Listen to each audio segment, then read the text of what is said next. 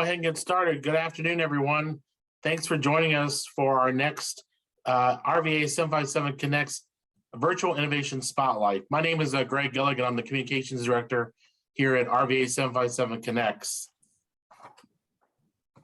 Okay, now we're having, there we go. So let me just tell you just briefly about what RVA 757 Connects is. We're an organization that's bringing the power of convening, connecting, and collaborating to the mega region from Richmond to Hampton Roads to ensure future economic growth and prosperity for everyone in the mega region that we call the I-64 Innovation Corridor. Just want to let everybody know that we are recording this conversation and we plan to put it on our website at some point later this month. And if you have any questions, please use the chat function and send them to me so we can ask questions towards the end of the program. So I want to let you know, we talk about some of the things that we're doing here at RVA 757 Connects.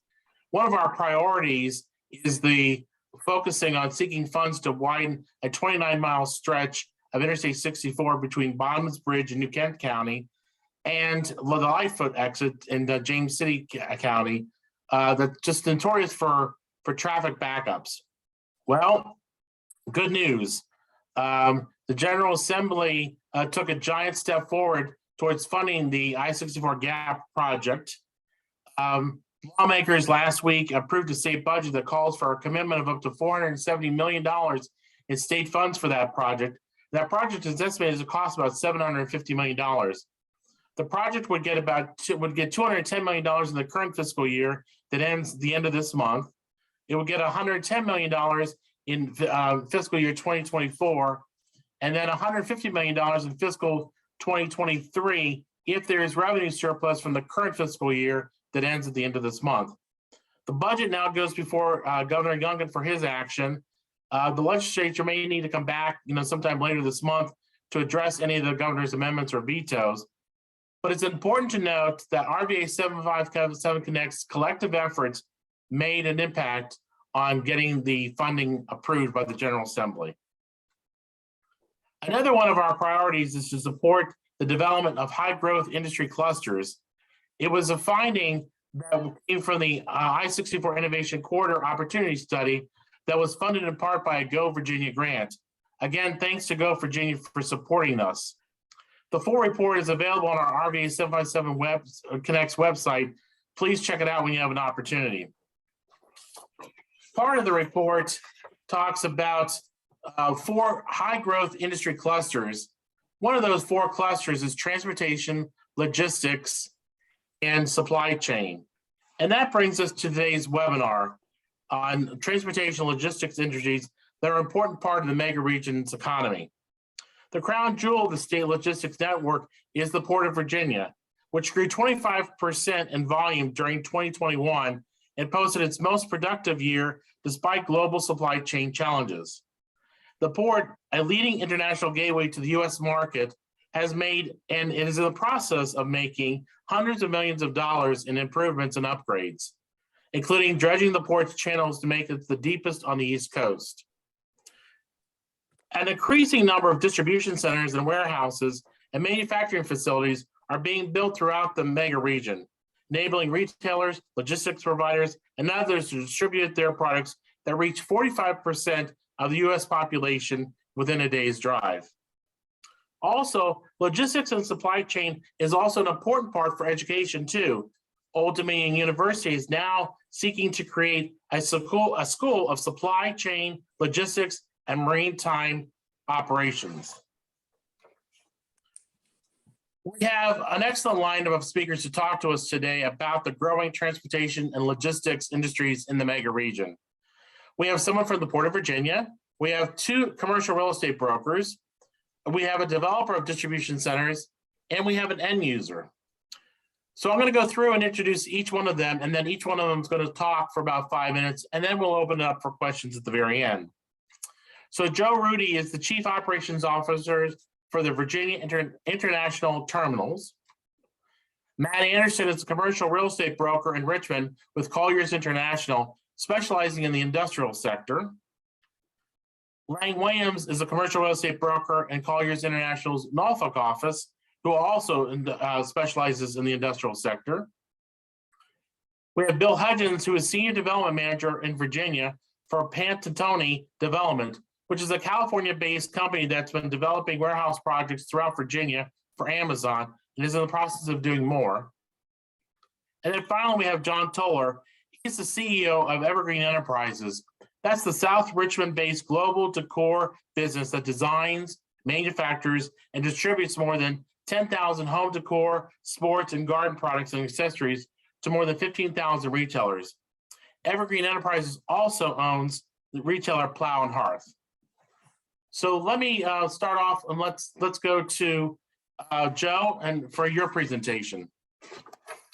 Great, thanks, Greg, and thank you to all of my esteemed panelists. It's good from a port perspective to see every bit of the supply chain. Those who help us expand the port's footprint in Colliers, obviously those who help us expand the port's footprint from a development perspective in Pantotoni, and of course the end users, Bill Toller and his company, along with other beneficial cargo owners. So what I'm going to do first is share my screen and then start my presentation. I'll stay within my allotted time.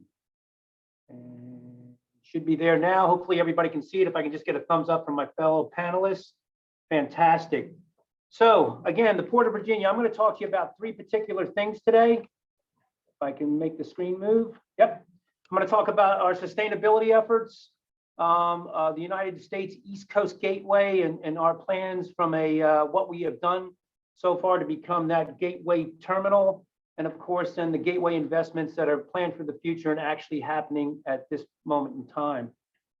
First, let me talk a little bit about our sustainability efforts. Back in 2017, the Port of Virginia had made a very clear decision that it was going to be a good steward of our environment. And there's a couple of reasons for that. First of all, it's the right thing to do. From our perspective, we are a 14001 ISO certified environmentally sound facility. It's the right thing to do for our environment. We are going to leave this place just a little bit better than we found it. Second of all, it was a requirement of some of our beneficial cargo owners. When we talk about carbon neutrality, we talk about it in two forms. For us, scope one, what comes out of our tailpipes, and then scope two. So we set on a plan, as you can see up there, that by 2040, we would be net carbon zero. The things coming out of our tailpipes would be mitigated, and we would source our electricity from completely renewable sources. Well, due to the efforts of, I think Barb Nelson, one of my compatriots, is on here, and Kathy Vick, who is our Chief Government Affairs and Development Officer, we will now be fulfilling all our needs from an operational perspective and from an electricity perspective from renewable sources by 2024. That is 8 years ahead of our intended goal. We will source it from various areas, including nuclear, windmill, and from other clean energy sources. So we're really excited about this.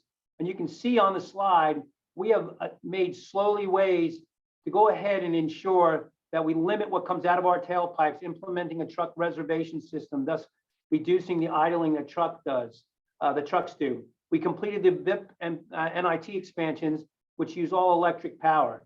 So we're clearly on our way to decarbonization. We will be net zero by 2040. We will be forced in 2040 to purchase a small amount of carbon credits. But again, Port believes that it's by doing this, we become a good steward, not only for the people that live in and around Hampton Roads, but also for our partners, because what happens by us becoming scope one and scope two neutral, we become a very good scope three partner. Next, I want to talk about the Port of Virginia as a gateway. You'll hear myself, Stephen Edwards, our CEO, and many other people refer to us as a gateway. Off too many times, they called Hampton Roads a cul-de-sac, but we're going to change that paradigm. We think about ourselves as a gateway, and in doing so, we've invested heavily. First of all, this gives you an overview of the Port of Virginia and its marine facilities. You can see down on the right, you see Portsmouth Marine Terminal, which is dedicated 100% to wind energy, and construction will begin on that later this year. Virginia National International Gateway, that's the facility I'm at today, capable of handling 1.3 million lifts on a yearly basis, completely renovated in 2018. Then we have Norfolk International Terminals. We renovated the south. We went from 400,000 units 800,000 units in capacity, lifting that place to 1.2 million units of capacity. I'll talk about future projects that are going on right there, right now.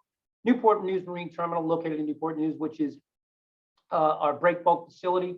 What you don't see on this map, 90 miles up the corridor, is Richmond Marine Terminal.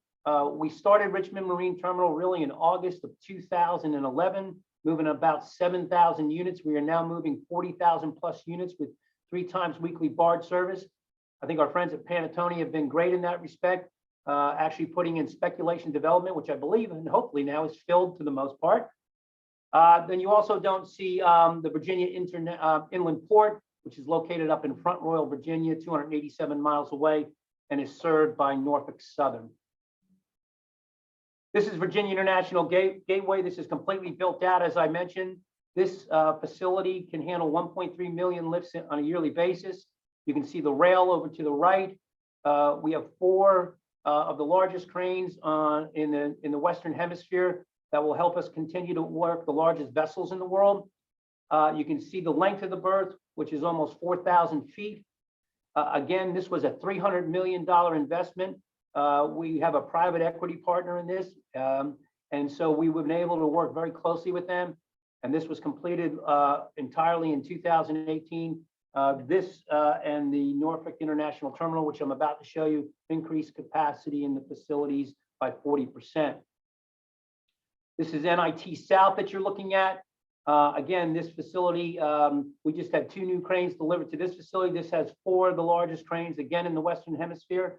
There are plans to purchase 6 more cranes and deploy them potentially at both NIT and VIG. Again, the capacity on the south side was doubled. What you see up the upper left-hand side of the screen is North NIT, and I will discuss North NIT in a future slide. This was a $460 million investment with $350 million coming from the General Assembly. I believe the largest single appropriation to a state agency ever done. One of the things I talked about earlier is our expansive rail connectivity. We are served by 2 Class 1 railroads, Norfolk Southern and CSX. 35% of all our freight will go on one of these railroads. We have dual connectivity here with both Class 1s at VIG. At NIT, we're served by Norfolk Southern. And as you can see, these are the hubs that we reach. I believe both Lang and Matt will talk about the overall reach from the Port of Virginia in our area and later in another slide. So these are some of our volumes. You can see nothing but growth other than some of our Richmond containers. We had a slight downtick there, but that was due mostly to some of the steamship lines had decided not to offer bills of lading into Richmond. I believe we've been able to correct a lot of that. We are trying to introduce direct BCO billing to allow the BCO to make their decision. But we'll continue to see Richmond grow, and we'll continue to invest in Richmond. Overarchingly, a 25% growth. That'll lead us to the next slide, which you will see in that in 2021, we were the fastest growing port in the on the U.S. In the United States. We grew, as I showed you earlier, 25%. Along with that, I mentioned approximately $1 billion in investments. Earlier this week, the Container Port Performance Index for 2021 came out. It's done by S&P Global Market Intel and the World Bank Group. The Port of Virginia was ranked 23rd in the world and #1 in North America for port performance. Again, that just speaks to the connectivity, the fluidity of the investments. I would tell you, and I hope that some of my fellow panelists would echo this. We here at the Port of Virginia we're not it, we're part of it. And we like to consider ourselves part of the overall logistics process. We work with the Virginia Maritime Association very closely. We work with our state legislators. We work with the local MTOs. So it's very, very important for us that we continue that collaboration. It's what allows us to grow. It allows us to seek the investment monies. And it also allows us to actually have performances like I just mentioned prior. And we'll talk about, we're not done with the gateway investments. The gateway investments will continue. Our dredging project, which just received its federal share of the money, thanks to the good work of Barbara, Andrew Sinclair, and Kathy Vick. We will be widening our channels and we'll have a two-way passing zone. Right now, unfortunately, when we have a container vessel over 10,000 TEU, we have one-way traffic. We have to shut down the channel for 4 hours. When the widening is complete, we will not have to do that. We will have a passing lane. Our ocean channel depth will be 18 meters or about 58 feet. Our thimble shoal will be about 56 feet, and the inner harbor will be 55 feet all the way into Vig. So we're very excited about this. I think key for us is going to be the 24-25 timeframe. It's when a lot of projects will come to fruition, and we'll just see that aperture opening up. We're we've already broke ground on our central rail yard. This is an $80 million project. We'll take our capacity from 350 million annual lifts to 610. Again, as you can see, due for completion in 2024. That is a rendering of what the project will look like. Last but not least, we will completely do North NIT. We will double the capacity there, going from about 400,000 lifts to 800,000 lifts. That's taking NIT total to about 1.6 million lifts. It is a $650 million project, which has gotten initial approval from the state, which we're very excited about. We are in the budget, and we will have the first phase complete in 2025. So, in summary, as I've indicated, we are committed to net carbon zero by the year 2040, but we've sort of gotten ahead of ourselves with clean energy by 2024. We will be the most modern, and we will be the most technological advanced and sophisticated gateway. We already are, but we'll just enhance that. 2021 showed strong growth. We have capacity for additional growth, and we are looking at significant port-centric investments, which my other panelists will begin to talk about as we move on. And that concludes my presentation, and I will stop sharing my screen. Wow, that was great, Joe. I appreciate all that information and also all the projects you've got going on down there. There's a lot happening down at the port. So now let's turn our attention to the commercial real estate side of things. Matt Anderson and Elaine Williams, take it away and give us an update.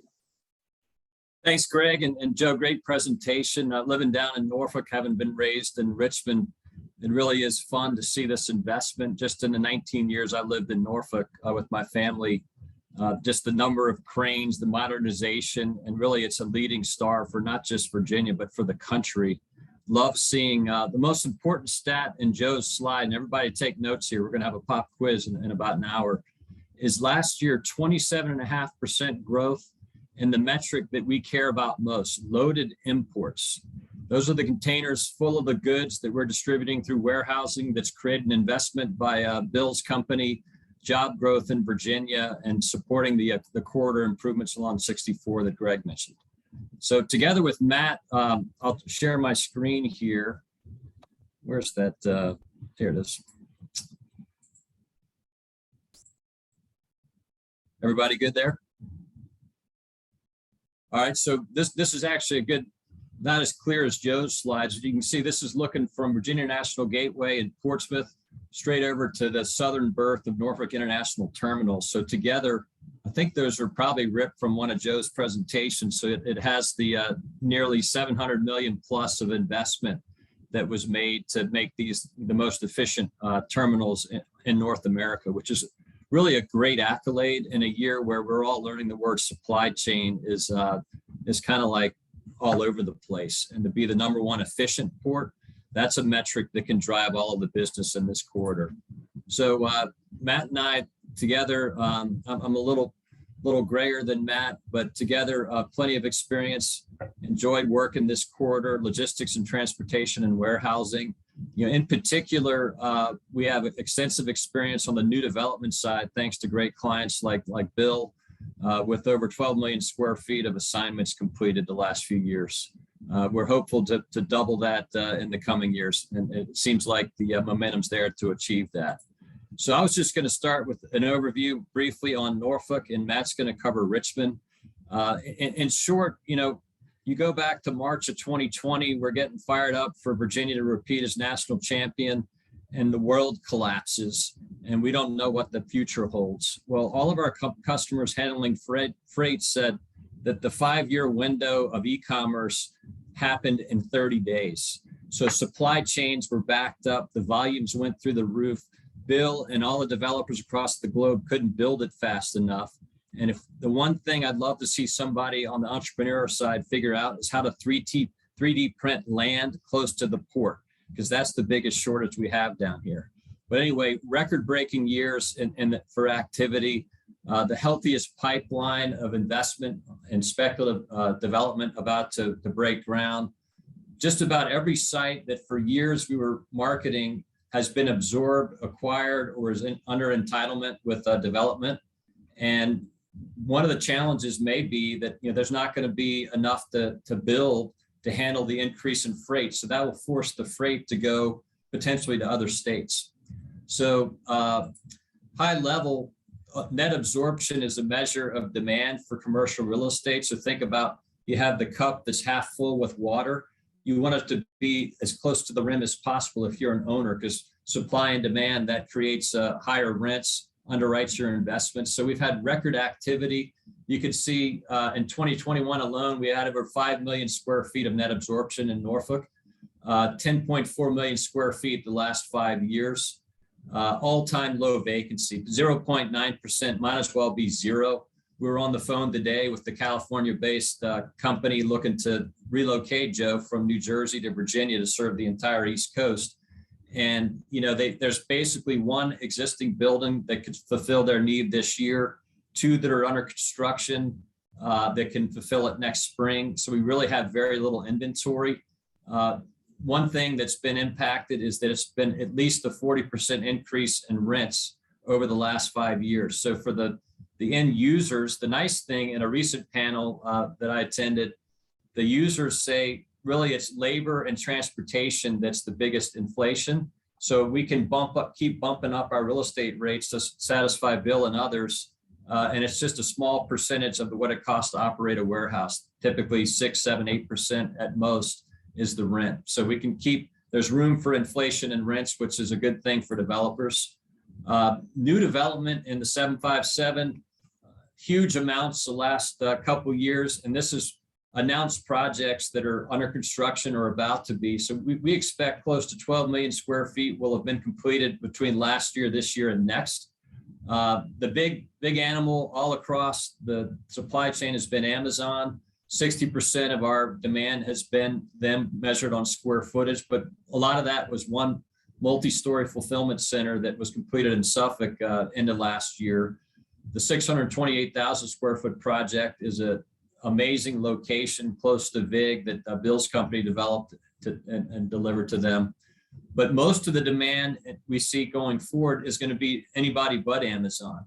So I think that's healthy with third-party logistics firms serving everybody from the iRobot to Tractor Supply to Home Depot, Lowe's, Target, Walmart. We're seeing a lot of different demand factors, not just Amazon, which is healthy for us. This is a map of the region.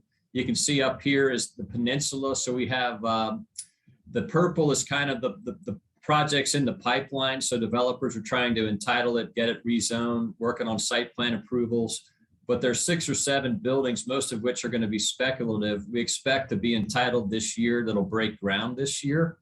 A few of them are already underway in the orange, and then the blue is the only existing buildings that are under construction or existing for 2022 delivery. But altogether, 1,000 acres of land will be absorbed by these projects, which kind of speaks to the point of our need for more industrial zoning.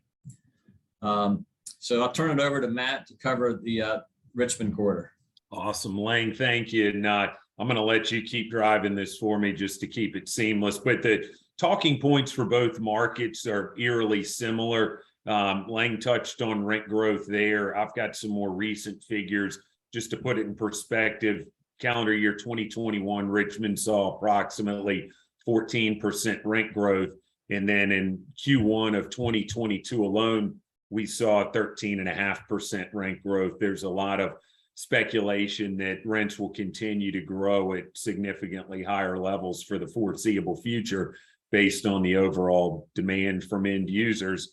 The development pipeline, 7.5% of our overall inventory is under construction. To put that a little differently, and we'll see it in a later graph, it's approximately 8 million square feet currently under construction in Richmond, with more planned for the next few years. Overall activity tends to be very robust and diversified. I would tell you any given day for Richmond, we're tracking plus or minus 6 million square feet of users who could range from 20,000 square feet up to 1.2 million square feet.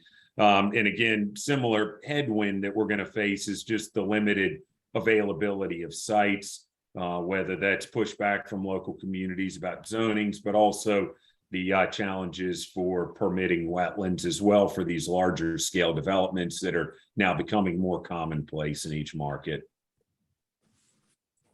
This is the graph that I think tells the best story. You're looking back historically about 5 years now, and you see a big spike in the overall number of square feet under construction each year.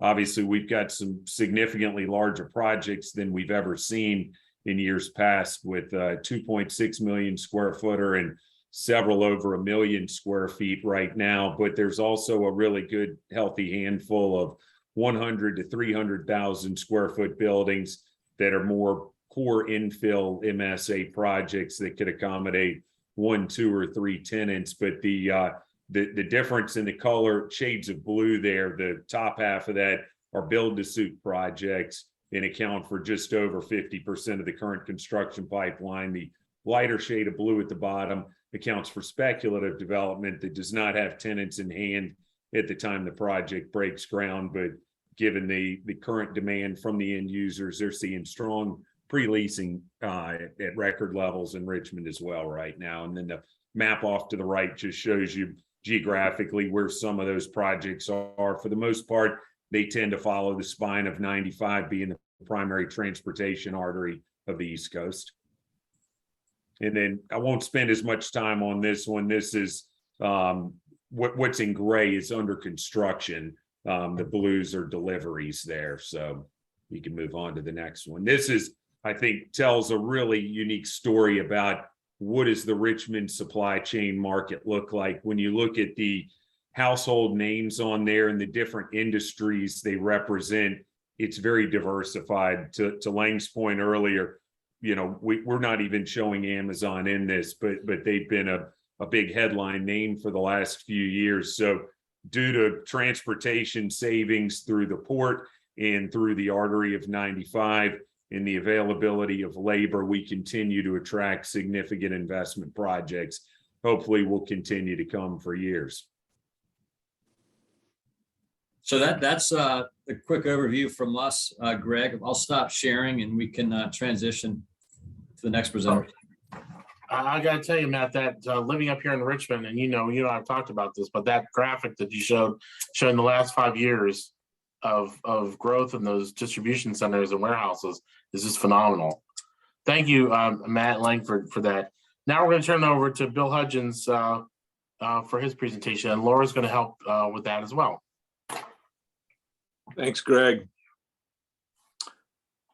Real quick, Panattoni, but we'll hit the, we have a one page. I apologize for my graphics not being nearly as nice as the Port or Collier's, but I want to kind of focus on 1 or 2 points. We've had a lot of information that's been shared, but I'd like to keep my comments a little focused on a change in the paradigm.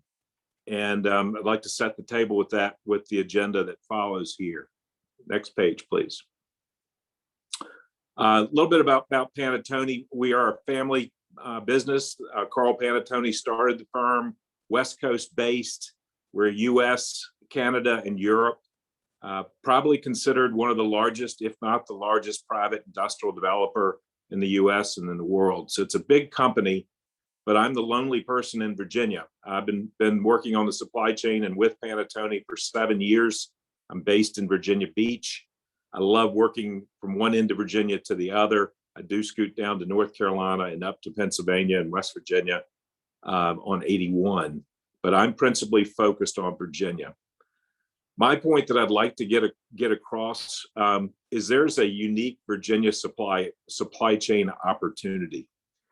And it's really taking something that has been a historical disadvantage of the Port of Virginia and flipping it around, and it becomes an advantage.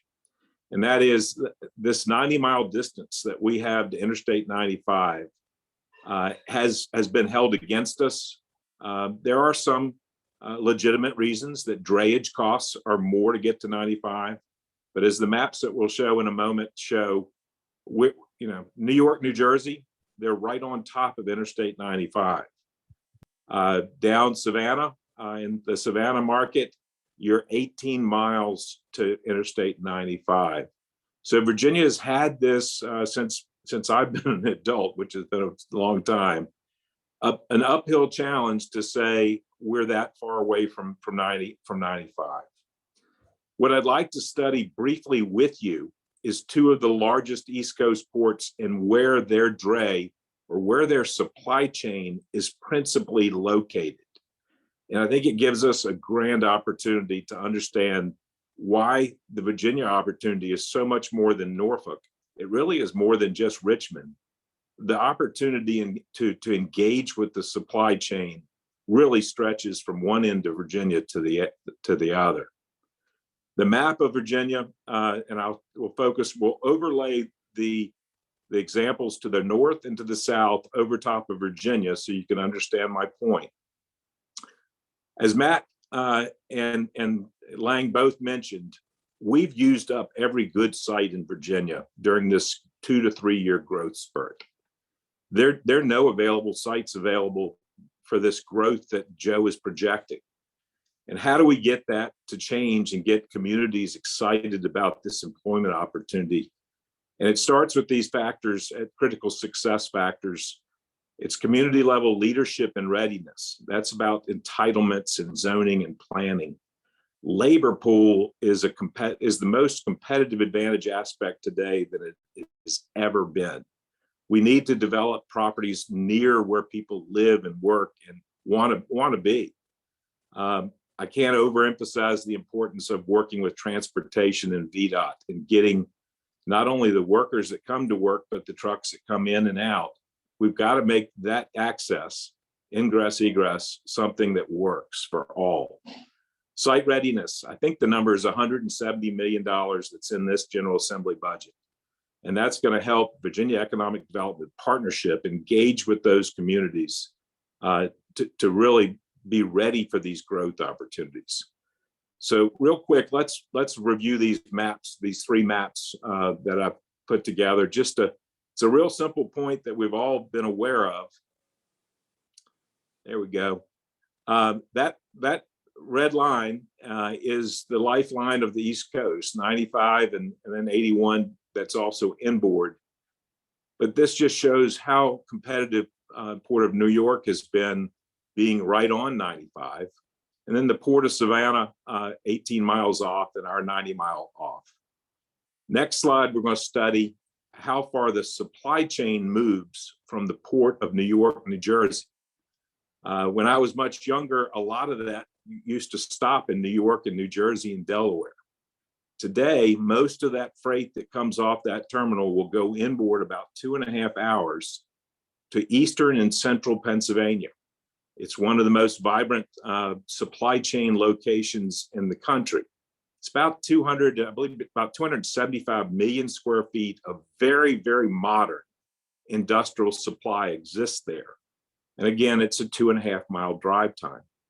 Jumping down to our competitor to the south, Port of Savannah. Yes, a lot's happening around Port of Savannah, but the primary supply chain is getting into and out of Atlanta. Atlanta's 3.5 miles inboard. It's an 800 million square foot supply chain destination. Virginia, in context, is about 150 million. All of our state total, 150. So we are much smaller. We start with a much smaller base, but in order to take advantage of this growth that's coming our way, it's really all of Virginia. It's Norfolk, it's Richmond, and this next slide will tell you it's even beyond the RVA 757. Overlaying that New York, New Jersey 2.5 hour time period to get a truck out of the port, that gets you to Louisa County, just past Richmond. There's a beautiful site there for development at the Shannon Hill interchange. That same distance will get you to Fredericksburg and down to Emporia. You look at the Savannah to Atlanta drive time, it's well past I-81, getting you to Harrisonburg and down to Roanoke. So I think the point that I'd love to make and for folks to understand is this is just not a Norfolk opportunity. This is an entire state of Virginia opportunity. We've had the pleasure of working in communities in Roanoke, up in Stanton, and recently just over Afton Mountain in Augusta County for this client that we're working with now. But there's so many communities in Virginia that have the opportunity to participate in this supply chain. So kind of a simple point, but that's what I wanted to leave you with, and look forward to the question and answer period that follows. Did include a definition of the supply chain that we can also talk about in the question and answers. Supply chain is about 8 to 10% of manufacturers. The other 90%, which is vital to those manufacturers, is what we've probably not focused on adequately in Virginia, but we'll talk about this later. Thanks for the opportunity, Greg. Great. Thank you, Bill. Appreciate it. That was fascinating information. Now we'll turn to John Tuller from Evergreen Enterprises. John? Great. Hey, Greg, thank you for inviting me today, and I'm glad to join the panel to discuss from an end user's perspective, the port and what we're seeing in Central Virginia. As Greg provided the introduction, we are a manufacturer, importer, designer of decorative flags, decorative garden accents. If you've ever seen a decorative flag in your yard or your neighbor's yard, chances are it came from Evergreen Enterprises. In addition to that, we own and operate a variety of retail brands, Plow and Hearth, Wind and Weather, Viva Terra. These are direct-to-consumer mail order catalogs. I've got 7 quick slides here. Matt, can you advance the slide here? Sorry, guys. There we go. And you may need to drive, Matt. So a quick overview. We were started here in 1993 by Ting Shu. We still are founder-led in her garage selling decorative flags at the state fair. And you can follow, I won't go through the progression here, the timeline, but over the years through acquisition and organic growth, today we employ over 1,000 people globally with operations in Virginia, China, and Canada. We go to market kind of these ways. We own 2 factories in China where we manufacture our decorative flags and other products. We have a sourcing entity over there that's got an office and coordinates all the design and sourcing efforts in Asia to come into the United States via the port of Norfolk mostly. We have a large wholesale operation that distributes and services our products into retailers across North America. For example, we run the NFL business for the Home Depot. We sell to Amazon. We sell on Amazon. We sell Wayfair. Got a big direct-to-consumer business via the wholesale, as you can see there. And then I've touched on our retail operations. Next, Matt. Talking with Greg, I thought there was a couple of things I could share from our perspective that may spawn questions, and more than happy to expand upon this. Currently, we operate about 1.4 million square feet of warehouse in Central Virginia. Many of those spaces that you see there are relatively new to handle the COVID spikes that we had seen come across. And so, as was touched on by the Colliers folks, users like Evergreen during COVID, because of the supply chain challenges, meaning longer supply chain, safety stock, expansion of time, we had to take on more warehousing space combined with elevated demand. Puts us kind of where we are right now, which is, like I said, 1.4 million square feet of space in Central Virginia. Matt, next. We'll talk a little about the demands we had seen for reference. And it's interesting, we've got, obviously, Bill here represents Amazon or has a lot of dealings with Amazon.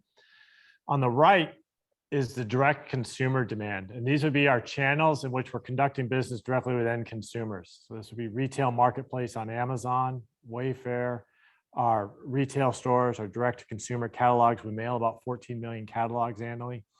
And what we have seen, and you can see that dark green, is about February 15th is when we saw the end consumer start to turn.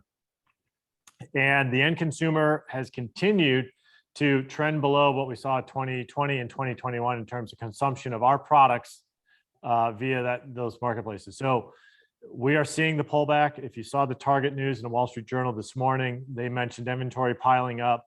Consumption for our products, decorative home, decorative garden, outdoor living, is slowing. And we're seeing that show up here in terms of what we're seeing in the consumer demand. A couple of things fueling that. First, wallet shift. Many more people are traveling now than they were last year, or certainly 2 years ago. We certainly are seeing that. We are certainly seeing a preference for physical retail over digital, and consumers want to be out and about buying. Our physical channels that we conduct business with, many of those are on the left, are doing far better than our digital channels. I think the other thing we're seeing is a mix of goods has changed. Rather than things for the home, it's things for me is maybe the way to think about it. If you look at kind of Nordstrom and a couple other retailers out there who play in accessories and clothing, their outlook has been better than maybe some that are heavier in the home goods section. On the left, here we have the US wholesale demand. These are retailers, physical retailers purchasing products. Walmart, Costco, Home Depot, Lowe's, many of the large retailers, you know, their demand is still very elevated. It was, and it's coming down. My expectation is the demand curves you see on the left on the whole US wholesale demand are going to start to mirror those that we're seeing on the right. And we're going to probably net out to volumes that sit above 2019 and maybe below 2021 is where I think this is. The demand, kind of the end consumer infused into our space for our goods, is working its way out, and kind of the new normal I think we're going to find here in the next probably 6 months to a year. Matt, next one. Joe, I'd love to hear your thoughts on this. We were starting to trot on this. Container costs, big problem for us, plus supply chain. We were paying $3,500, $4,000 a container. Our primary lanes are Ningbo to Norfolk, Shanghai to Norfolk, Xiamen to Norfolk. So there's China, Eastern China ports. And what we saw, here's what our actual, we actually mapped our actual. So this would be our contract and our spot for those who know that. That's what we were paying in terms of rates. We are currently projecting, we're pricing goods with retailers for next year, $15,000, $16,000 a container is what our expectation is. We will be paying in November, December, and January when we start to land garden for next year. Like I said, Joe, I'd love to hear your thoughts on that, where you think that's going, but it's a big driver for us. And then Matt, I think next slide.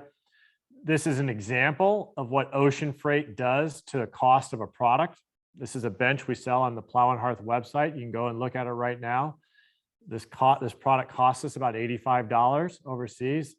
It used to cost us about $8.50 an ocean freight. And so we get a landed cost, which is call it in the warehouse cost of $93. We'd sell that for $250. When we saw ocean freight really elevate last year, you can see what that does to our landed cost. If we apply our margins to it, you can see what the retail. And so for those of you who have been trying to buy home decor over the last 12 months and you've seen the inflation of price points, ocean freight's a big driver because these items have what we call large cube, meaning large dimension. They take up a large part of the container, and therefore those costs associated with the container are allocated to that item, which drives up your landed cost. And I think I'll close, and Matt, if you want to close the slides, just two other thoughts I thought would be interesting for the conversation for the group. First of all, we aren't going to buy more warehouses. We aren't going to lease more warehouses moving forward. Our CapEx is going into high density racking solutions and autonomous, basically AMR solutions. Let's call it automation in the boxes rather than more boxes. Modex, for those of you who are familiar with that conference in Atlanta, it's the global warehousing. It was all AMR. It was all automation. It was all high density storage because, and maybe Matt talked about this or Lang, there's the lease piece, but the labor piece is a big problem and the storage is a big problem. And so that's where our CapEx is going over the next year as it relates to warehouses. As it relates to the port reference point, we land about 3,000 containers in Norfolk annually. We are also a big user of the Port of Richmond. We would use it more, as Joe talked about, if we get more people to service it. We like Richmond. We pay a little bit more, about $500 more to get a container into Richmond, but it costs us about $500 more to get out of Norfolk. So those containers that will be serviced into Richmond, we love it. The critical stuff, the really time sensitive stuff, we bring into Norfolk because it certainly will just get here quicker. So demurrage expense, which is another big expense, and we can talk about. This is kind of, let's call it the congestion that we all had to deal with around containers. That cost us about $1 million last year, just in containers sitting on yards, waiting to be picked up, pulled around, those kinds of things. It's a big problem. It's getting much better. We are very fortunate to be located here in Richmond and working with Norfolk and not with Long Beach. I can tell you that. So thank you, Joe, and your team for everything you've done. So with that, thank you for the time. Thank you, Greg, for including me in the panel. Thank you, John. I appreciate it. So, John, you asked some questions. I'm not going to put Joe on the. I'm going to put Joe on the hot seat a little bit, but you asked some questions I had. Let's talk about, and there was a question from the group too. By the way, if anybody has a question, please use the chat function and send it to me. But Joe, there was a question, from the chat about the Port of Richmond. John brought up a little bit. Kind of talk about will we see increased volume, increased service through the Port of Richmond, and explain the connection there. Yeah, sure. So yeah, there was a question. So we operate the Port of Richmond. We have a long-term lease with it. We employ our own colleagues up there along with labor. We have a transload facility up there. We've actually done some nice improvements in 2000. Excuse me.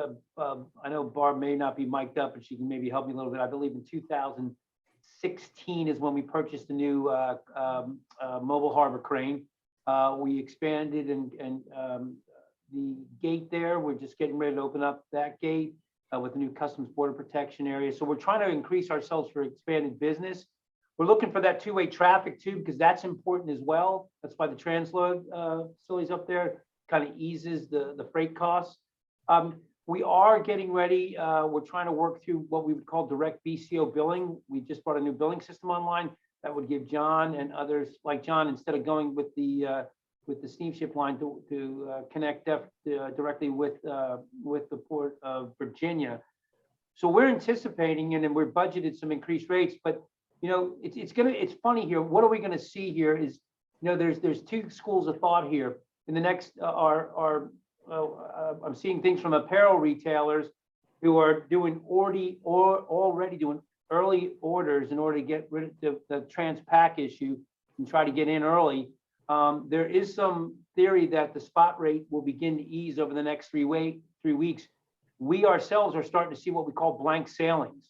Now, some of that is due to congestion issues in other ports, but we are starting to see those blank sailings. So we're starting to wonder if capacity is easing off a little bit. And so that if there's obviously additional capacity, those spot rates won't hold.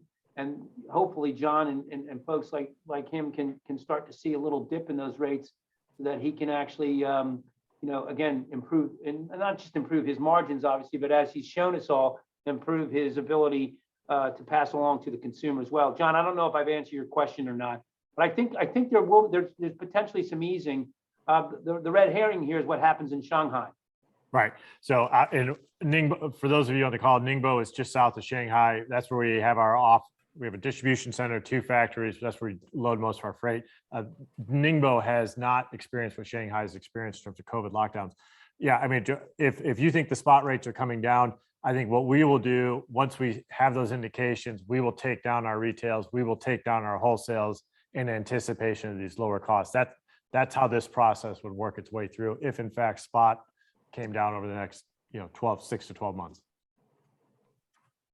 I think it's important that everybody should understand too that John will probably have contract rates, but there are folks who are paying upwards of $20,000 for an FEU to land East Coast. For those folks who don't have regular contracts the way John does, that's if they can get the space.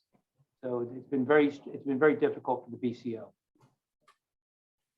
Well, Greg, if you don't mind, John raised a good point about automation and labor, and that's certainly one of the things we're facing with land shortages is that not everybody views supply chain and warehousing in these jobs as valued jobs. But one of the impacts of the recent inflation in rates is that people are paying $18, $20 an hour, offering college scholarships just to get people to come and work in their warehouses, which is a lot different opportunity than what these were just 2 or 3 years ago. I mean, I ran some data and I haven't validated it yet, but for Richmond and Norfolk, according to information that CoStar can pull about the public real estate taxes paid by industrial development, the last 20 years of development in those two markets produces over $40 million a year of just real estate tax revenue alone. So you have the revenue sources from machinery and tools, and if John's company is investing in the automation, there'll be some additional taxes on personal property. But between the revenues for a lot of Virginia's municipalities, and then the wages that are good wages for 2/3 of the population that may not continue on to get a 4-year degree after high school, we kind of need, to Bill's point, to reposition the paradigm of what people think supply chain is, because the fastest investment for Virginia, especially in this RVA 757 corridor, is light industrial warehousing and distribution. I mean, Matt can speak to, the new Kent County, the center of our corridor that hopefully will be expanded into 6 lanes soon. They're starting to see demand. Tuano, which is exit 227, which is 30 miles from Richmond, 60 miles from the port. There's some development there, but these are good jobs. It should be attractive investment. And we need the support of municipalities to allow light industrial zoning so we have land to handle the freight. And Lane, to your point, in New Kent County, just a couple months ago was announced that AutoZone is locating a huge distribution center there along there, right there on Interstate 64. In a couple of years, it's been more than a couple, but Rob Dyerman, our Richmond office, and I work with Aldi, who ended up building down in Dinwiddie. But New Kent was kind of the second choice location at that time. They didn't really think that would work for workforce and otherwise. But fast forward 7 or 8 years, and now AutoZone and others are thinking, the 64 corridor, along with 460 and then maybe 58 towards Emporia, that's about all we have left for corridors for land, and then 17 down to the Williams site in Chesapeake to the Carolina line. So those were really the 4 corridors to serve Joe's growth, that if we don't get the support of the municipalities for industrial zoning, we've got a problem. I mean, 0.9% vacancy is basically zero. And so we're deferring people who want to invest in 2022, telling them to wait till 23 or 24, and some can't wait. So to all of your points, it was interesting, and maybe Bill, you can talk about this, but didn't I just read recently where even Amazon is thinking about not building as many warehouses as they have been ramping up the last couple of years? So are we, if you put your crystal ball forecast to the panel, do you think we're going to see an increasing number as we've seen the last couple of years, the last 5 years of warehouses, or are we going to see a slowdown? Bill, you're on mute. There we go. Sorry about that.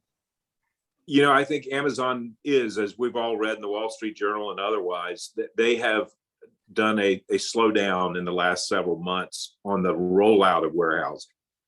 But you can't be that big of part of the market share as Matt and Lang have shared. Their percentage is going to get smaller in the next year or so, and others are filling in the void. So I do see a little bit of a drop off this year, but the supply chain has changed so dramatically, Greg. The buildings that mostly populate Virginia are what I call the old generation warehouses. They're 50, 100,000 square feet. They're 18-foot clear, 3 or 4 dock doors. That product doesn't support the modern supply chain. And Virginia just got into this growth phase. You saw those charts. We were building about 1 million square foot a year. Then it jumped up to about 2 million. And it was just the last 3 years that we've seen those dramatic growth. So I think the people will want to be in Virginia, but to Lang's point, where? I think that's where teamwork is, and the opportunity is really so robust that if a community can lead in that regard, engage the state with the VEDP and their resources, team up with a good developer, and try to do it the right balanced way. it's a job center. It's a quality of life for lots of folks. And I think we just got an opportunity around Virginia to create some really well thought out supply chain destinations. And I like to say it's more than just to the rich to 95. It runs through Virginia. Communities that want to get organized and are near an interstate system, they all have access to this opportunity. So I'm excited what it can mean for the whole state. This Richmond to Norfolk area is the catalyst because we're getting that container off that ship, getting it through a bridge tunnel that's going to be state of the art by 2025, 2026. And Greg, as you mentioned, that 64 connection all the way to 95, it completes something that we've worked a long time on. And great work on y'all's level to get that money from the General Assembly this go round. That's terrific. Then the panel want to talk about the crystal ball. We only have a few moments left. I don't want to keep people beyond 1 o'clock, but can each of the panel just give me 2 takeaways that you think the audience should learn from what we've talked about today? Who wants to start off? Matt and Lenny, you want to start off? I'll go. I'll be good. Yeah, go ahead, Matt. I think to Bill's point, responsible development, it's coming and trying to work with communities and have strong leadership. I think that's something that could be an improved process. And then just from an overall fundamental standpoint, speaking to the RVA side of the industrial development and user demand standpoint, it feels balanced and not excessive right now. So I feel like we're on a very good, prosperous path forward for the time being and foreseeable future. And I saw one of the guests asking about, advanced manufacturing to Virginia. I mean, Matt and I are working on a couple of projects that are manufacturers looking at Virginia, and it's related to the port. So they'll have some manufacturing. We're competing against other states, but they also have distribution. The reality is, Savannah just got an electric vehicle plant. Carolina just got another project, a battery plant. I mean, our labor costs often price us out of that opportunity. And that's not something we can fix overnight. But what we can do overnight is zone land for light industrial. And it could end up being advanced manufacturing, but the demand drivers are for the processing of containers. So we ought to take the lower hanging fruit and go after it now. And that infrastructure for those large tracks in Chesapeake and elsewhere could eventually support advanced manufacturing when and if it comes.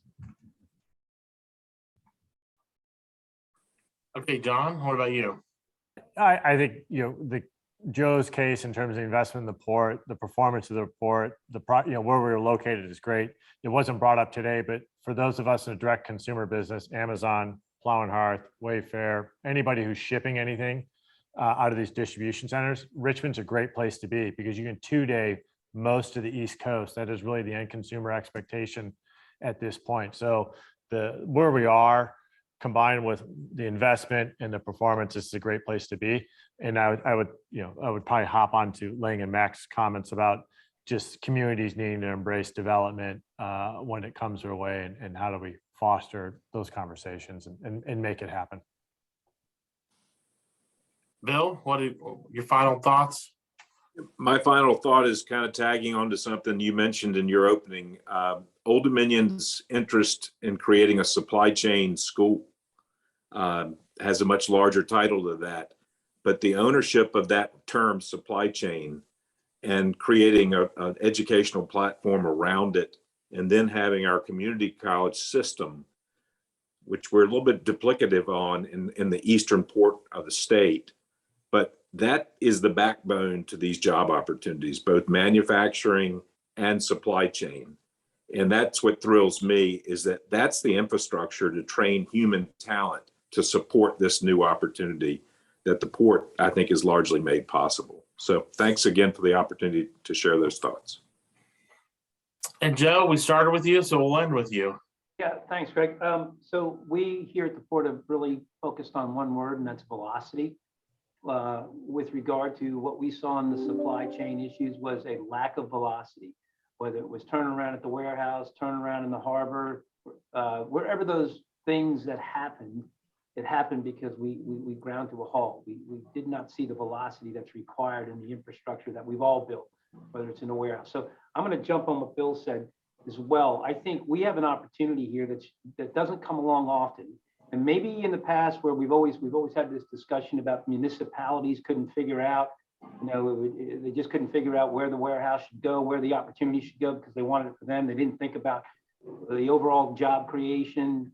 Maybe it's the participants in the supply chain that can now figure it out, since we're the ones putting forth the money, we're the ones moving the freight, we're the ones offering the jobs. So maybe it's time for the Colliers, the Panettones, the Evergreens, and the terminal operators to sort of help figure this out a little bit and see that reach that Bill's talking about, because I do believe it is a huge opportunity that we should not allow to pass at this point in time. Great, thank you. Thank you, Matt and Lang and Bill and John and Joe for participating today. I really do appreciate it. Just wanted to, I'm gonna share the rest of the screen here. Just want to let you know, again, we've recorded this conversation and we'll have it up on our website sometime in the next couple of weeks. In October 13th and 14th, we'll be participating in Convergence 2022. It's an interregional 2-day tour of the Richmond area and the Hampton Roads area with an overnight in Williamsburg.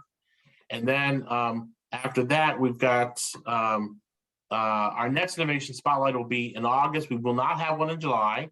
Well, next one will be in August, and we will announce that sometime in the later part of June. And again, there are ways you can help out to advance the cause for RVA 757 Connects.